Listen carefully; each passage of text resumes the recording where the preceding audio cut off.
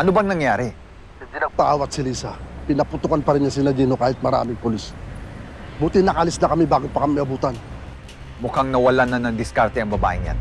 Madalos-dalos, hindi na nag-iisip. Yan mismo sinabi ko, Berdugo. Kaya kailangan mabantayan mga pinagkakagawa niya. You do that, Matias. She's becoming a liability in our group.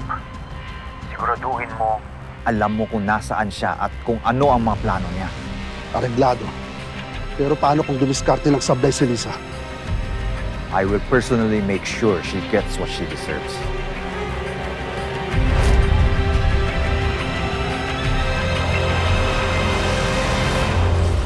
Nay? Joey? Nay! Joey?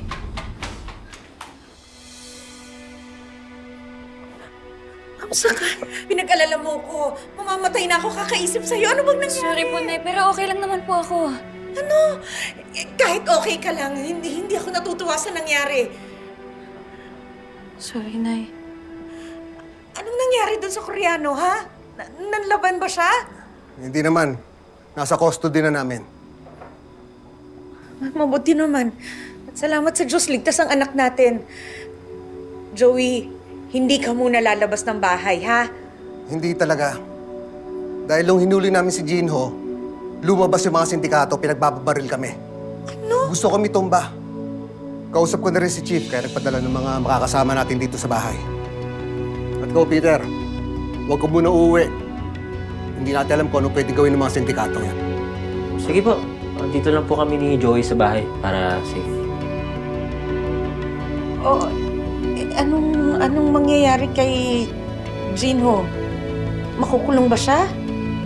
Illegal detention at kidnapping ang pwede namin ikaso sa kanya. Dahil sa ginawa niya kay Joey. Tay, hindi nga po ako magdidemanda. Wala naman po siyang ginawang masama sa akin eh. Please lang po, huwag na po natin dagdagan yung problema niya.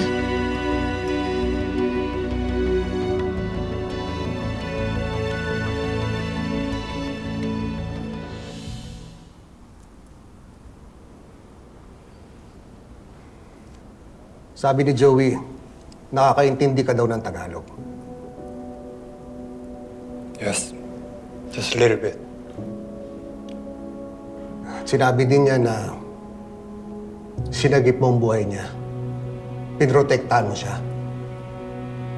Kaya nakiusap siya sa akin na huwag kitang kasuhan. Kahit nakinidnap mo siya. Alam mo bang heinous crime ang kidnapping dito sa Pilipinas?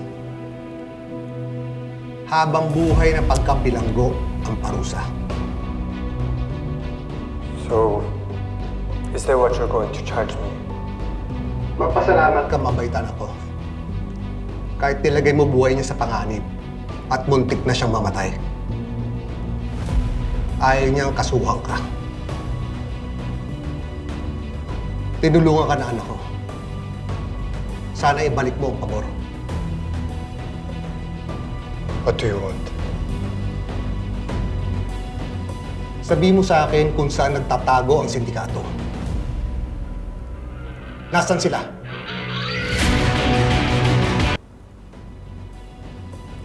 I'm sorry. I don't know. Alam kong may info ka. Huwag ka na magsinungaling. I really have nothing to say.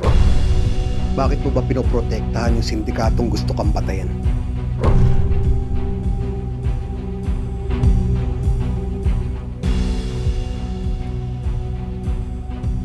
Ang sabi ng anak ko, mabuti ka daw kaibigan. May pag-asa ka pang magbago. Malaki tiwala sa'yo ng anak ko. Sana wag mong sirain yun.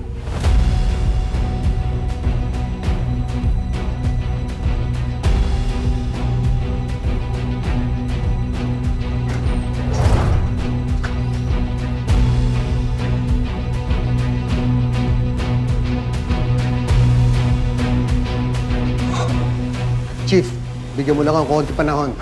Aamin na yan si Jinho. Kaso lang, partner, masyado mo naman yatang ginamit ang pangalan ng anak mo. Ayun naman talaga sinabi ni Joey eh. Well, mukhang effective naman sa kanya. Yan ang gusto kong pag-usapan natin ngayon, Major Delgado. Hindi siya pwedeng mag-stay dito sa presinto. Madali siyang matutunton ng sindikato.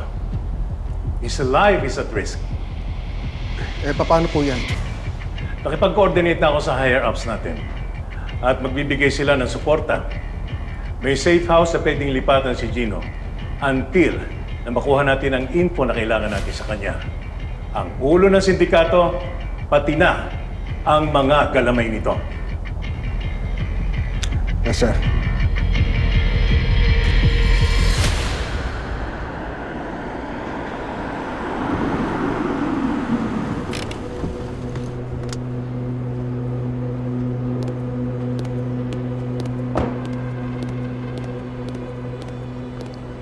Lisa!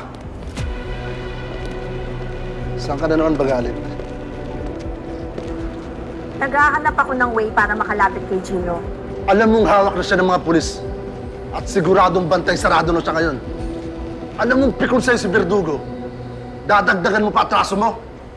Kaya nga gumagawa ako ng paraan para makabawi. Bawi. Sa laki ng problema mo, medyo matatagalan ka. At marami ka pang dapat gawin para mabura ang mga atraso mo. Kaya masasabi ko lang, good luck. Piece of advice, huwag kang kikilos na mag-isa. Dahil napatunayan naman natin, tatanga-tanga ka!